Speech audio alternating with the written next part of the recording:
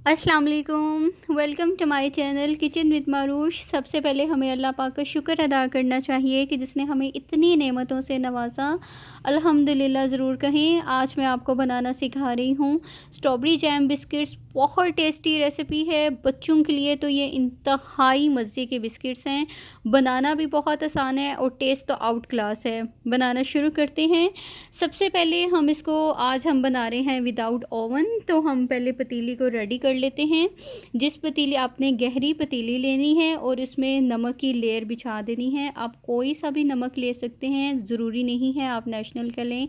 किसी भी ब्रांड का आप नमक लेके उसको फैला दें इवनली। इसको आपने सारा फैला देना है और इसके ऊपर एक स्टैंड रख देना है। अगर आपके पास स्टैंड नहीं है तो आप कोई भी छोटे साइज़ की पतीली को उल्टा करके रख सकते हैं।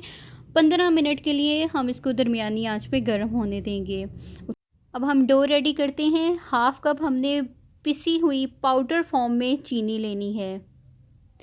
हाफ़ कप ही घी लेना है। मैं देसी घी यूज़ कर रही हूँ। अगर आपके पास डालडा या किसी भी ब्रांड का है तो आप ले सकते हैं। अगर आपके पास इन केस घी नहीं है तो आप कुकिंग ऑयल भी यूज़ कर सकते हैं। अगर आप कुकिंग ऑयल भी यूज़ नहीं करना चाहते तो आप हाफ़ कप बटर भी यूज़ कर सकते हैं। टेस्ट में कोई फ़र्क नहीं आएगा। इंशाल्लाह बहुत मज़े के बनेंगे इस रेसिपी को आप फॉलो करेंगे तो। अब ये देखिए बिल्कुल क्रीमी फॉर्म में आ गया है, लाइक कंडेंस मिल्क लग रहा है। इतनी अच्छी तरह आपने इसको मिक्स करना है। अब मैं इसमें डालूँगी 1 कप फ्लोर, 1 कप मैदा इसमें ऐड कर देंगे और 1/4 टीस्पून इसमें बेकिंग पाउडर जाएगा। इससे ज़्यादा हम इसमें ऐड नहीं करना। अब इस जितनी भी हमारे पाउडर फॉर्म की चीज़ें थी सब कुछ हमारा ऐड हो गया है। अब आपका जो बेसिक काम है वो इसको मिक्स करना है।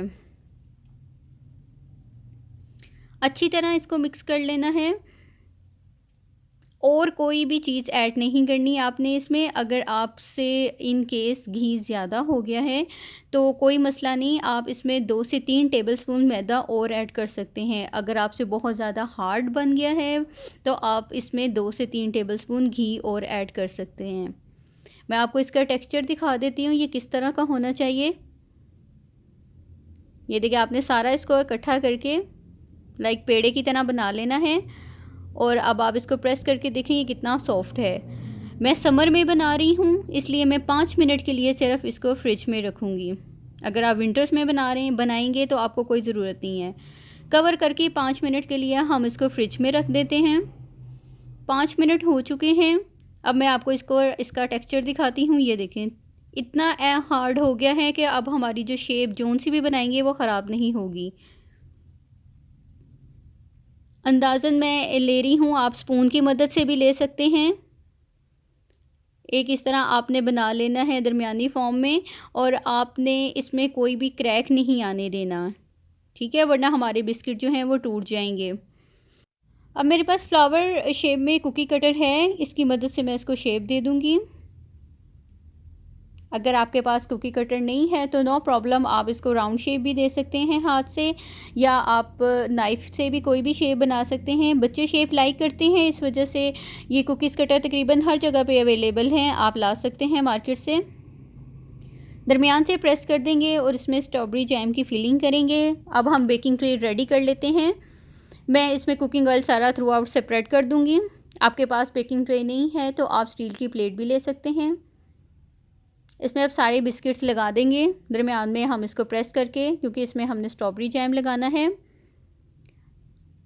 अगर आप स्ट्रॉबेरी जैम लाइक नहीं करते, मैंगो लाइक करते हैं या ब्लूबेरी लाइक करते हैं, आप कोई भी अपनी पसंद का जैम इसमें उसकी फिलिंग कर सकते हैं।